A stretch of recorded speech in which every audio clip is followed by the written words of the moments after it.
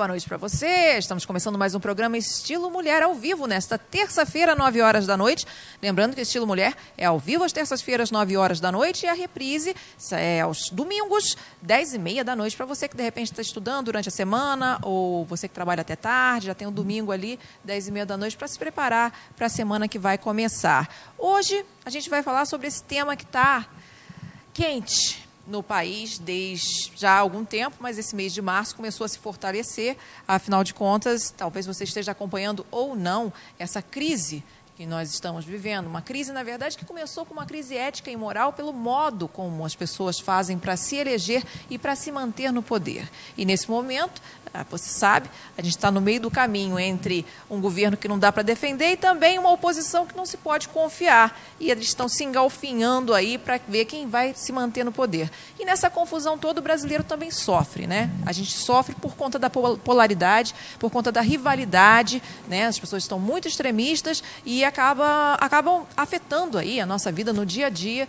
E é sobre isso que a gente vai falar hoje, porque a psicóloga Josiane Coutinho volta ao Estilo Mulher para tentar explicar para a gente, psicologicamente, o que a psicologia pode explicar para a gente sobre o que está acontecendo no país e também como a gente pode fazer para lidar com essa rivalidade toda que está acontecendo. Olá, Josiane, como vai? Tudo bem? Tudo boa bem, noite. Obrigada, boa noite. Obrigada pelo convite. Antes de fazer a primeira pergunta para a Josiane, eu vou relembrar aqui algumas coisas, porque a presidente Dilma, ela tem até segunda-feira para poder fazer a defesa dela na comissão especial, né, da Câmara, que vai julgar aí a abertura do impeachment. E hoje o PMDB já se retirou do governo. E a gente tem outros dados aqui, segundo a ONG Transparência Brasil, dos 65 parlamentares da Comissão Especial do Impeachment, 37 são investigados por corrupção. Dos 513 deputados federais, 303 são investigados por corrupção ou outros crimes. Dos 81 senadores, 49 são investigados. Na última semana, a Odebrecht soltou aí, a Odebrecht, que é uma empreiteira, é uma construtora, não é? Que tem listas tem até um departamento especial de propinas na empresa, tem listas dos anos 80, onde elas ofereciam propina para políticos. Ela soltou uma lista onde 200 parlamentares, 200 políticos recebiam alguma forma de dinheiro. Só isso já dá uma depressãozinha na gente, né? Só isso já dá vontade de fugir para o Cartoon Network. Como é que a gente faz? Como é que você... Porque são duas questões aí, né? A primeira é que a gente tem uma descrença total na classe política. E a segunda é que, essas pessoas todas que estão julgando aí no nosso imaginário, no imaginário da pessoa comum, da pessoa que tem enfim, tem um valor, tem princípio e tal, eu acho que quem julga tem que ter uma moral ilibada, tem que ser honesto, tem que ter uma reputação sem nenhuma mancha. Como é que lida com isso? Como é que lida com essa coisa toda generalizada e como é que a gente pode tentar não ficar deprimido com tantas informações negativas? É muito difícil a gente pensar nisso, até porque tem toda uma legislação que regulamenta o andamento das coisas lá no Planalto. Os poderes, eles têm a sua regra de jogo que tem que ser respeitada. O que eu penso quando eu penso nisso é no que está lá atrás. Como a gente elege essas pessoas, né? Como essas pessoas chegam ao poder. Porque foi um poder que foi dado pelo povo. As eleições são de voto direto. Então, todo mundo que está lá foi votado por mim, foi votado por você, né? Então, realmente é uma coisa muito mais profunda. Quem que a gente está botando no poder? Esse é o questionamento. Quem a gente está botando lá para legislar e para defender os interesses da população e não defender seus interesses próprios? Que eu acho que essa crise toda fala disso, né? É o salve-se quem puder, que é o que a gente vê. Cada um querendo defender a si próprio e sair com menor prejuízo ou menor risco, a imagem menos prejudicada, né? Mas essas pessoas estão lá porque nós as colocamos lá. Agora, a psicologia explica de alguma maneira, assim, por exemplo, porque a gente vê que tem uma corrupção generalizada, né? São muitos políticos aí envolvidos em corrupção na esfera federal, estadual ou teria municipal. Que ser quem não está envolvido. Agora, tem alguma explicação da psicologia com relação a uma certa fixação? Porque tem sempre alguém que fala, não, o Lula é pior, não, o Aécio é pior, não, o Cunha é muito pior, não, a Dilma é muito pior. Quer dizer, Tem alguma explicação? É uma espécie de neurose ali, uma fixação da psicologia? Eu acho que você colocou muito bem. Quando você começou a explicar, você falou dessa crise moral, né, que se reflete na política, mas a crise é moral. Eu acho que existe hoje uma insatisfação da população com esse panorama todo. Eu posso estar um pouco enganado, isso é uma reflexão minha, mas eu acredito que quando o PT foi para o poder, houve uma idealização muito grande do que viria a ser a prática do PT no governo. E aí, quando a gente começou a ter notícia desses escândalos, dessa corrupção, dessa disputa de poder, em que, obviamente, muitos políticos do PT estão envolvidos, houve uma descrença toda. Era quase como se fosse a última chance de algo um pouco mais favorável à população, uma política mais no estrito senso da palavra. E não foi isso que a realidade mostrou. Então, acho que as pessoas estão mais desacreditadas do que sempre foram. Desde que eu me entendo por gente, eu me recordo meu avô falando, né, criticando a política, criticando os políticos, criticando o modo operandi dos políticos, modus operandi. Então, essa crítica em relação à corrupção sempre houve. Sempre houve. Houve uma decepção. Eu acredito mas continua que aquela coisa do inconsciente coletivo ali de querer culpados e heróis. E aí você tem, num momento desse de crise, quando você se sente meio desamparado, fica fácil você eleger um líder como esse sendo o bom e eleger da mesma forma um Judas como o culpado de todas as mazelas dessa categoria. E o que a gente tentaria buscar numa reflexão é que a verdade absoluta ela não existe. Você não vai ter uma pessoa totalmente ilesa ou incólume e nem tampouco um único responsável por toda essa bagunça que a gente vê. A gente estava falando sobre polaridade e rivalidade, que começou na época das eleições de 2014 ali, a coisa meio que eclodiu, principalmente na internet, né? E acaba sendo uma disputa ali, uma briga que parte quase que para coisa infantil, né? Daqui a pouco as pessoas estão te chamando. As pessoas praticamente se chamam de burras e imbecis o tempo inteiro. Isso. São os argumentos. E eu queria que você explicasse um pouquinho que fenômeno é esse, assim, por que as pessoas utilizam... É lógico que isso saiu do virtual, já foi para o real, mas como é que isso se acirrou tanto na internet, principalmente no Facebook? Eu me recordo de logo após as eleições eu ter vindo aqui para a gente discutir um pouco sobre isso. Não tinha piorado tanto. Não, hoje está bastante complicado e bastante acirrado, realmente. Mas o que aconteceu? Houve uma divisão de dois grupos. Coxinhas e petralhas, né? Como as pessoas têm gentilmente se referido. Gentilmente. Você polarizou as relações. E aí as pessoas vão aderir a um grupo ou a outro grupo diante de coisas que você se identifique. Né? Traços que tem num grupo, traços que tem no outro grupo, e as pessoas vão se dividindo. Agora, quanto mais embrenhado naquele grupo você tiver, menos uso da razão você vai ter. E aí eu acho que foi o que você colocou como reações infantilizadas. Quanto menos você usar a razão, quanto menos você relativizar e fizer uma reflexão, mais você vai agir por impulso, mais você vai agir tomado de emoção e mais as suas atitudes podem beirar os extremos. Agora, essa parte do virtual veio para o real agora, né? Nesse acirramento aqui do mês de março, onde tem essa possibilidade de impeachment, onde as pessoas estão... a população, parte da população está se manifestando contra a Dilma, por não gostar do governo da Dilma. Outras pessoas estão achando que isso pode ser um golpe da oposição, né? Porque não há tantos subsídios para que haja esse impeachment. Então, essa rivalidade ela aumentou e os coxinhas e os petralhas estão se batendo nas ruas. Hoje em dia você tem nos colégios bullying político, no trabalho, bullying político, pessoas que são de um grupo que meio que menosprezam um outro grupo, ou pessoas que até apanham no meio da rua por estarem de vermelho.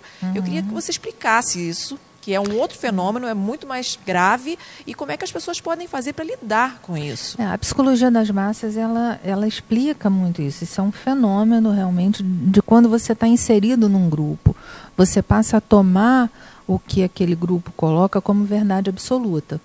E aí, se você tem um líder mais articulado, ou uma pessoa formadora de opinião, que consegue colocar determinados valores, colocar determinadas verdades que são tomadas como absolutas, e aí a pessoa compra aquilo sem esse senso crítico, sem o uso da razão, e passa a agir de acordo com essa verdade absoluta revelada que é determinado por aquele grupo, né? Então, ela age quanto mais você está pertencendo a um grupo, menos características pessoais vão estar em jogo, menos características de personalidade vão estar em jogo. Então, isso a gente vê que quando a pessoa está num grupo, ela vai agir de uma forma que ela, se tivesse sozinha, não agiria. Isso a gente vê muito claramente quando você tem as manifestações, quando acontecem as badernas, quebra-quebra, e as pessoas infringindo os direitos dos outros, assim, sem reflexão, sem parar para relativizar aquilo.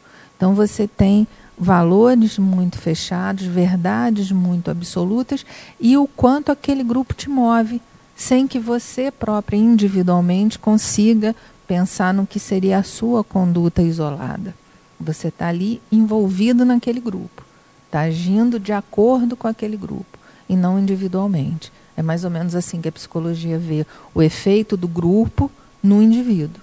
É como se o indivíduo ficasse anulado e o grupo tivesse uma fala mais forte. E aí ele vai agir dentro do que é preconizado naquele grupo. Luciana, a gente já falou sobre a polaridade e a rivalidade, não é? Que as pessoas estão se enfrentando, estão sofrendo bullying político nas escolas e no trabalho, e às vezes até apanhando na rua por conta de usar uma determinada cor. Qual é a estratégia saudável para tornar isso aí uma coisa mais equilibrada e menos irracional, como está se encaminhando? Essa é uma missão difícil. Você me deu hoje uma missão difícil. Desculpa. O que acontece? Mas eu tenho que pedir ajuda para alguém. Me ajuda aqui, Josiane, me ajuda. Dentro dessa intolerância que a gente está falando, que está muito forte, quando você tem quem pertence ao meu grupo, quem comunga das mesmas ideias que eu, está certo. Quem pensa diferente está errado e eu rechaço. Essa dicotomia, as pessoas estão trabalhando dessa forma, né? Se tem a carteirinha do meu clube, né? Tá certo, e aí eu vou defender aquela pessoa. Se pertence ao clube, é visto como adversário. Se está do outro lado, está sendo visto como adversário contrário a mim e eu rechaço. Então as pessoas estão trabalhando dessa forma, estão muito apaixonadas, que até certo ponto precisa, é a vida do nosso país, a gente precisa consertar, mas não vai ser dessa forma, porque a gente está beirando, as emoções estão tomando conta de uma tal forma que a gente está beirando o ódio, e a razão está cada vez sendo menos utilizada. Então você, quando tem a disputa do poder, e quando você tem uma intolerância na sociedade tão forte como a gente está vendo, as reações vão ser sempre agressivas e vão estar próximas do ódio. Então, isso não pode acontecer. A gente tem que entender que pensar diferente é bom, né? Quando você tem divergência de pensamento, você cresce. Tem que é um atrito que é positivo. Pensamento do outro, né? Exatamente. Eu vou continuar pensando igual, mas eu vou te ouvir. Desenvolver tolerância. Tem que desenvolver tolerância. Tem que diminuir o ódio que as pessoas carregam dentro do coração e desenvolver tolerância. Isso é um exercício do que está se discutindo, o exercício da democracia. A prática da liberdade e do respeito ao próximo, da igualdade do outro. Se você conseguir praticar a democracia, você não vai ser intolerante. Você não vai disputar a verdade com o outro. O verdadeiro exercício da democracia, de uma sociedade democrática, vai acontecer no nosso dia a dia, no respeito ao próximo que eu vou estar praticando. Não vai vir lá do Planalto, tem que vir daqui de baixo, da minha atitude. Eu tenho que ter uma atitude democrática. E aí a gente entra na questão da corrupção também, que às vezes as pessoas falam que são contra a corrupção e muitas vezes nas pequenas ações diárias deixam passar umas coisinhas. Imposto de renda está aí, ó, Papai do Céu está olhando. E aquela pessoa que ultrapassa no trânsito, colocando todo mundo em risco, por nada, só para chegar ali rapidinho. Também é uma forma, não é? Para levar vantagem naquilo. Levar vantagem, não é? Então, essa prática, realmente, ela tem que ser no dia a dia. Eu tenho que entender que a diversidade, ela é boa, ela é produtiva, ela enriquece, ela constrói uma sociedade melhor. Então, eu não posso partir do princípio que a minha verdade é absoluta e que, consequentemente, você está errado. E eu sou o certo.